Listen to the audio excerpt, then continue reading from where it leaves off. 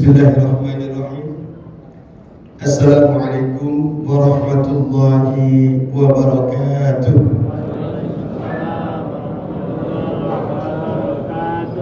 Alhamdulillah udah pada makan semua kayaknya ya. Jadi semangatnya dahsyat. Alhamdulillah. Alhamdulillahirabbil alamin. Alhamdulillahilladzi an'amana bi ni'matil iman wal islam. أشهد أن لا إله إلا الله وحده لا شريك له وأشهد أن محمدا عبده ورسوله لا نبي بعده اللهم صل وسلم وبارك على سيدنا وحبيبنا ومولانا محمد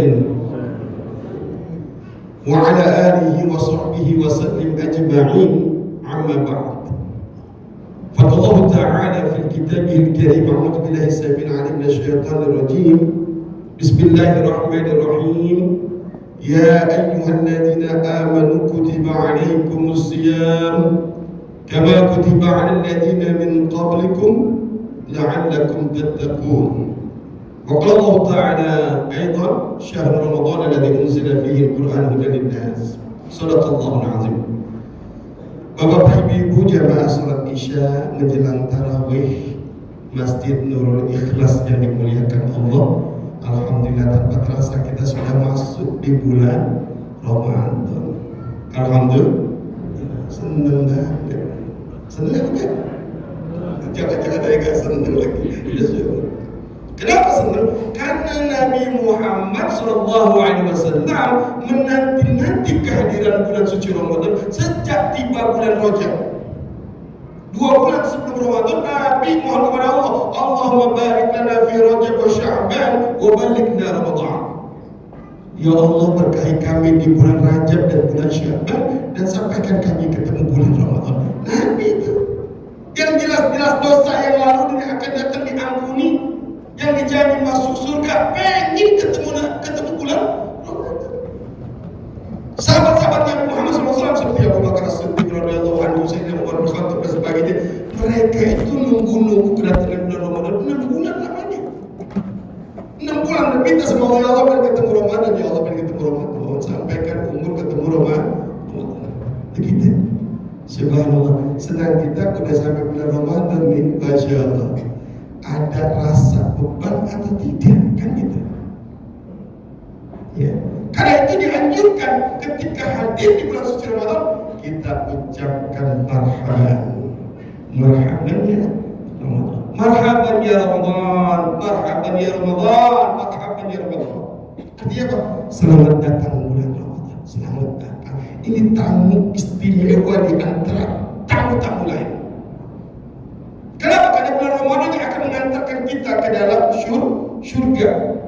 Karena Ramadan pula akan memberikan keberkahan bagi kita. Karena Ramadan pula kita akan diangkat derajatnya oleh Allah sebagai orang paling mulia di sisi Allah, yaitu sebagai orang yang bertakwa. Begitu. Ayatnya udah kita hafal semua. Surat Al-Baqarah ayat 183 udah hafal semua. Kita baca sama-sama Bapak Ibu ya. Saya baca kemudian diikuti semuanya. A'udzu billahi minasy syaithanir rajim. Boleh semuanya?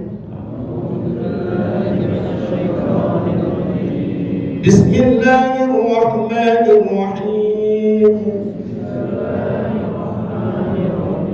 Ya ayyuhalladzina amanu kutiba 'alaikumus shiyam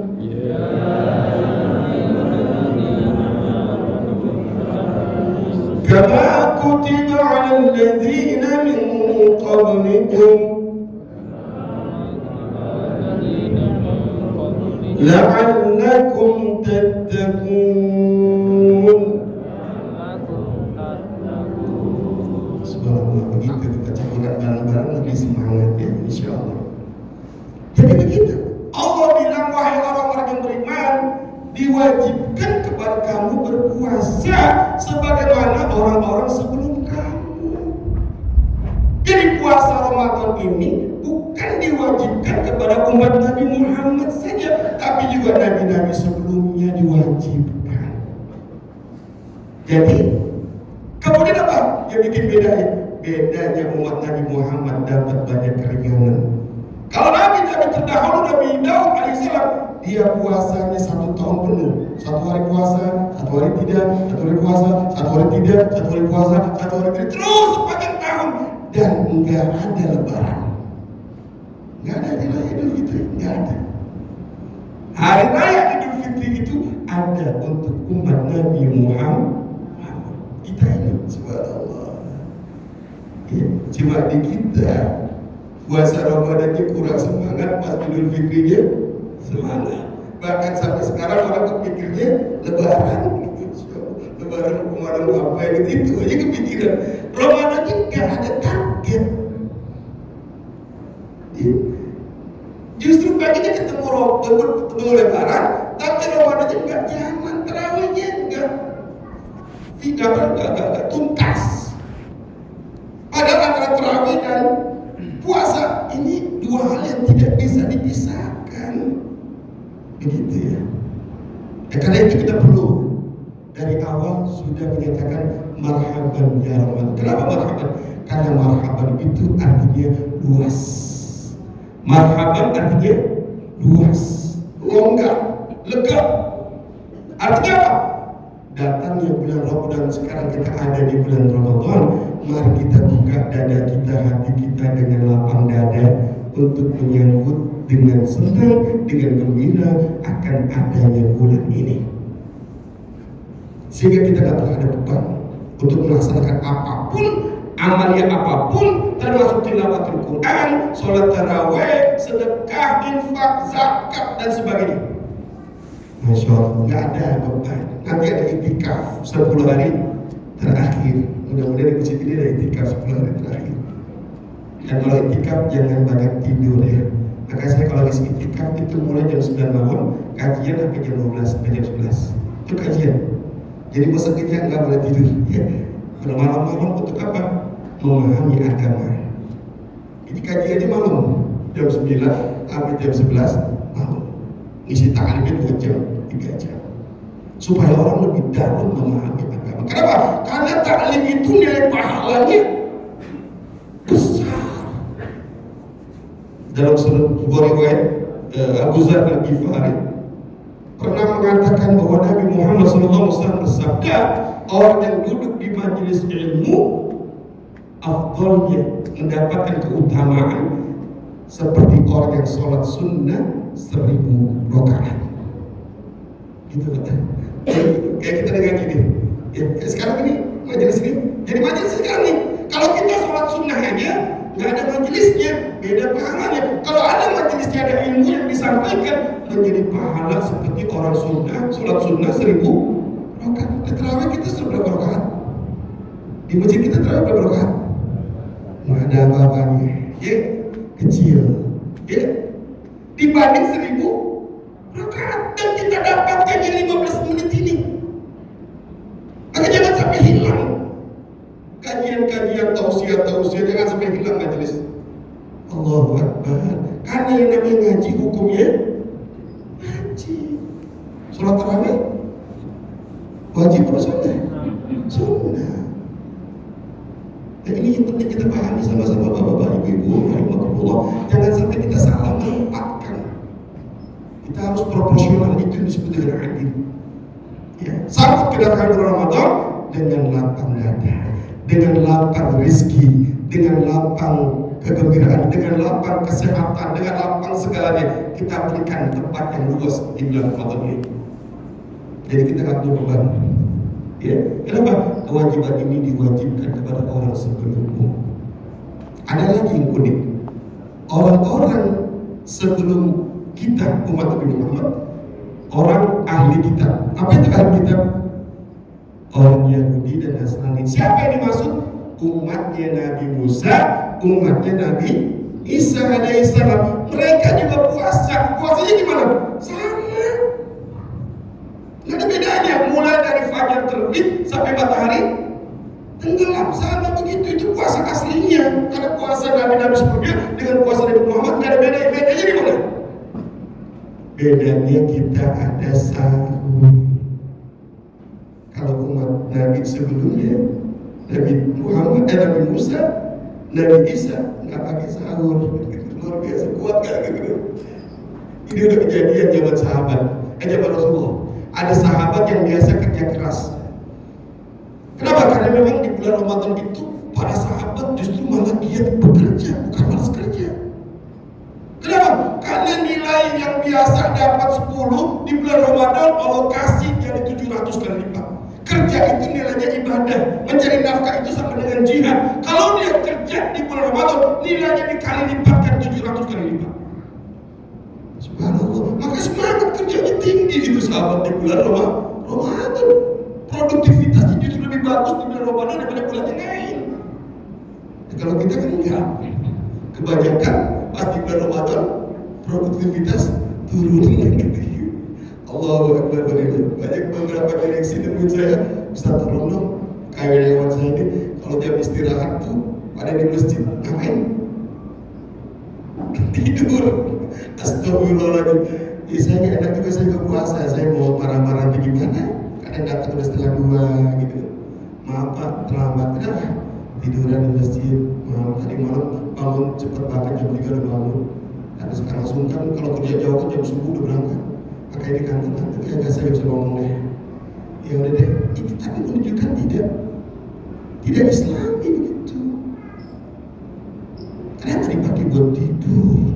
Walaupun ada dalilnya, naumus shaim al ibadah, tidur orang yang berpuasa itu ibadah. Kalau tidur ibadah, apalagi kamu bekerja, lebih bagus kan daripada tidur. Ini pun hadisnya dhaif, lemah.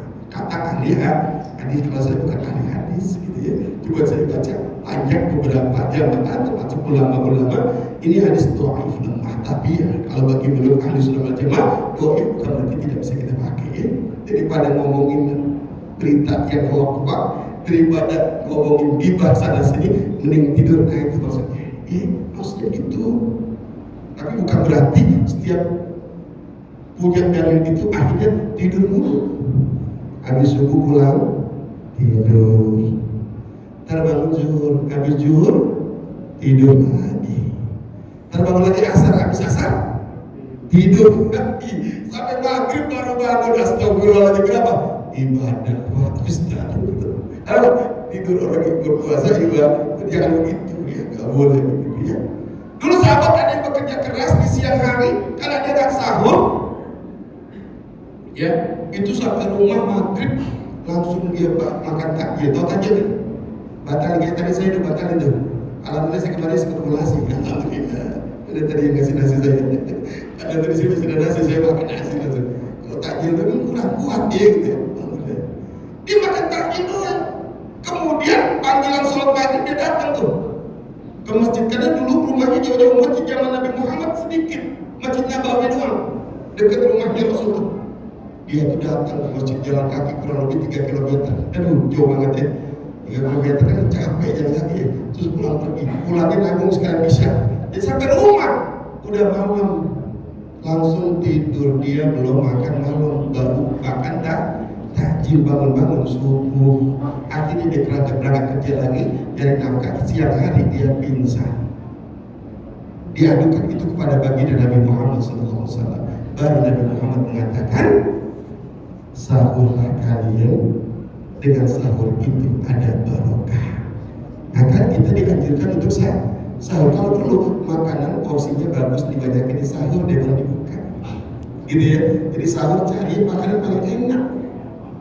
Kenapa? Karena itu buat persiapan di siang hari sampai sore hari.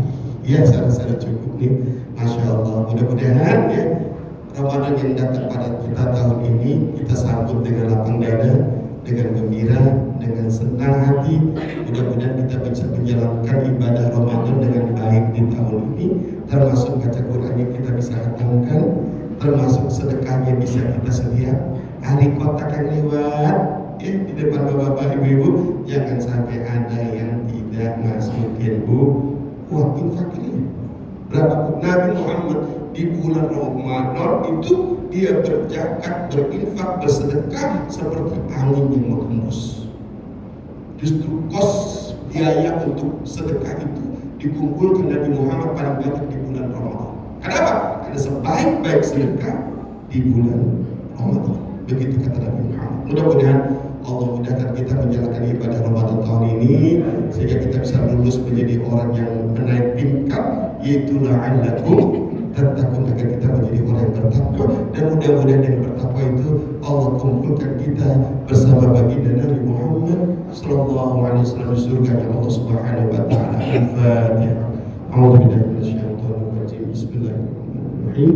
Alhamdulillahirabbil alamin arrahmanir rahim maliki yaumiddin iyyaka na'budu wa iyyaka nasta'in ihdinas siratal mustaqim siratal ladzina an'amta 'alaihim ghairil maghdubi 'alaihim waladdallin amin ya rabbal alamin. Demikian Bapak Ibu saudara sekalian rahmatullah, saya belum kenal satu-satu, mudah-mudahan bisa ketemu lagi di waktu yang akan datang. Ya nggak ketemu di dunia, ketemu di surga, mudah-mudahan ya insyaallah. Jika perlu maaf, aku boleh mengucapkan astagfirullahaladzim. Assalamualaikum warahmatullahi wabarakatuh.